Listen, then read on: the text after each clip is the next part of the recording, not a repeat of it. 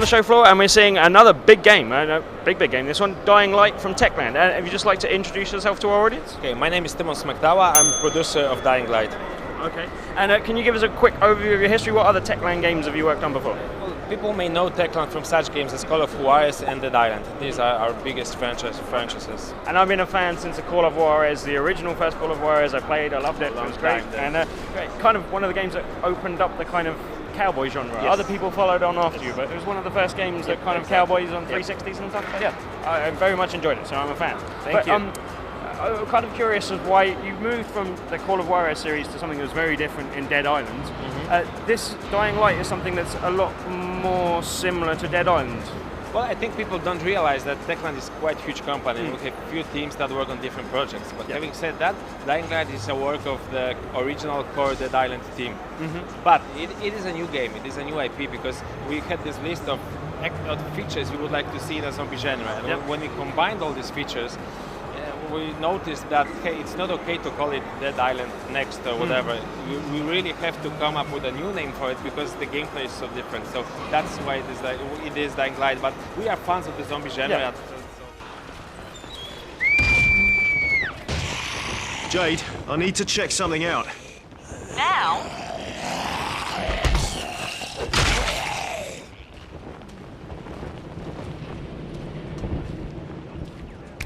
But it's a bit of a brave decision considering that Dead Island was a very popular title, sold very well, possibly on the back of the help of the very popular trailer that did well for you as well. Exactly. Did that trailer cause a kind of a burden, a weight of expectation with Dead Island as well?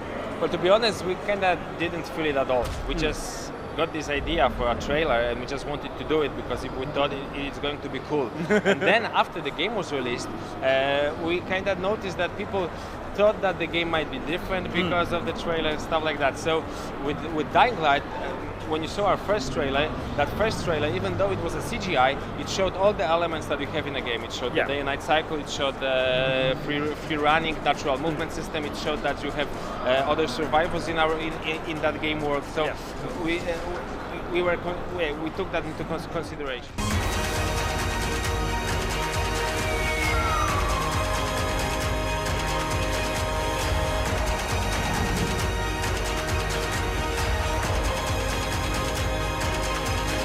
And from your presentation that you were showing us, and it's one of the first times that we've seen the kind of nighttime portions of the game. Now, how does the day-night cycle work, and can you just explain that a little bit for us? Okay, so it works continuously, so it just cycles all the time, and during the day you get this quite regular zombie experience. The zombies are slow, they are lethargic, they don't think that well, so you can really outmaneuver them or outsmart them or just do weapons to kill them quite easily, though I say that our zombies are really dangerous, so you don't want to just fight with them if it's just for the sake of fighting. But then, when the night falls, the zombie transforms.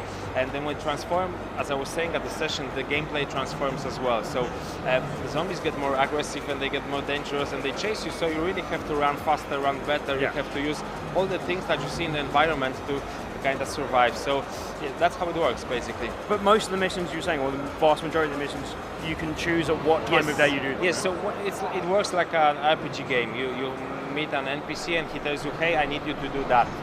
And then you have that mission in your quest log, and then it's up to you when you want to start it.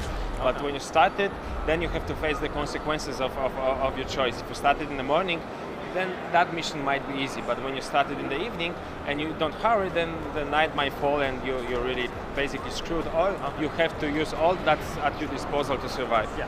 And in the presentation again, we saw kind of dealing with a group of other survivors. And is that kind of the base camp throughout the game, or do you kind of move around a little bit, or how does that work? Well, there are a couple of caps or safe houses that you can use in the game. You have this one main hub of yours where you can kind of go back where your friends are and you know people around there. And then on each map there are a couple of safe houses that you have to open or do something for people living there to kind of use their facilities. So that's how it works.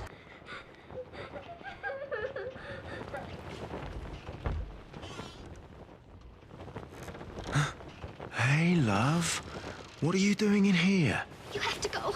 My daddy's sick and really angry and he'll hurt you. Hey, it's okay. No, please go. Go before he hurts us both.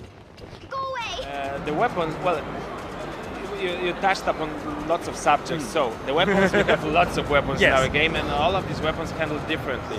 We have RPG system in our game that allows you to upgrade your character with a set of skills, and all of these skills are active skills. So you have to press the right button at the right time to use those skills. Okay. So it is a very complex RPG game beneath the roof, and above it there is like this very fast, very fluid game that you can kind of think it's an action game, really. Okay. So you can craft weapons, you can upgrade weapons, you can use things in the environment. For example, you're surrounded by zombies and you just don't have any weapon on you, and then you see a gas pipe on the wall, then you can grab that gas pipe and use it to kill a couple of zombies. And is there any like actual like firepower weaponry? Is there any guns? Yes, there are guns. You can also shoot at zombies. We have firearms in our game.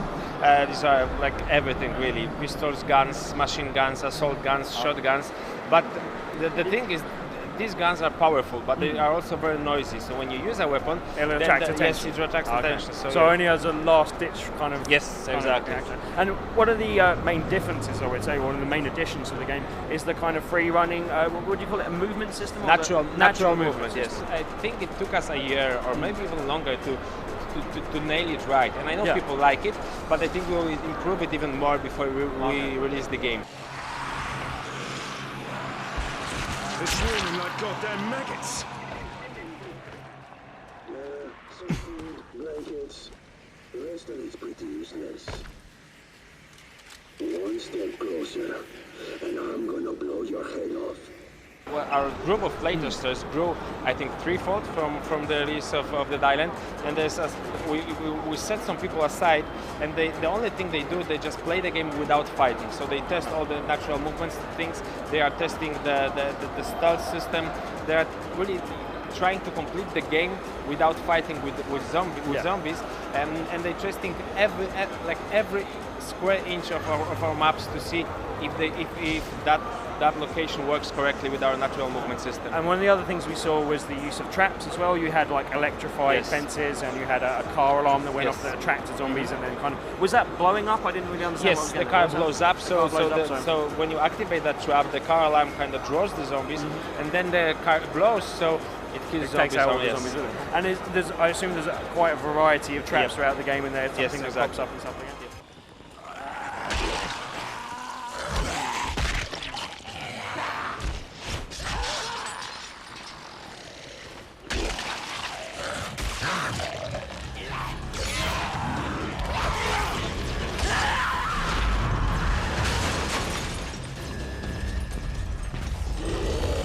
I think the most exciting in terms of taking that sentence like directly is the rush of fear you get when you are running for your life during the night. It really is something that excites you so much that you really feel like the adrenaline just pouring out your ears. Yeah, we saw in the presentation you gave that someone was literally running past crowds of zombies, and you're not necessarily used to doing that in a game.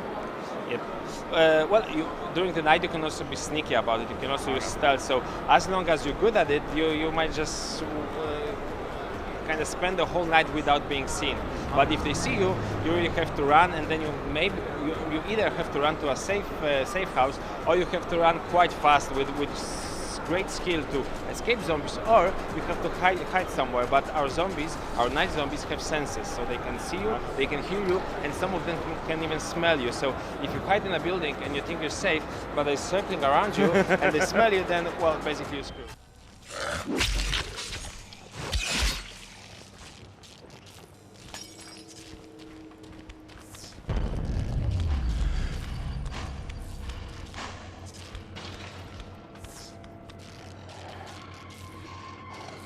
Well, I am not looking forward to zombies smelling me, but when can generally people get their hands on the game? So people can get smelled by zombies next year, and the game comes out on PC, PS3, PS4, Xbox 360 and Xbox One. That's great. Thank you very much. Thank you so much. Thank you very much.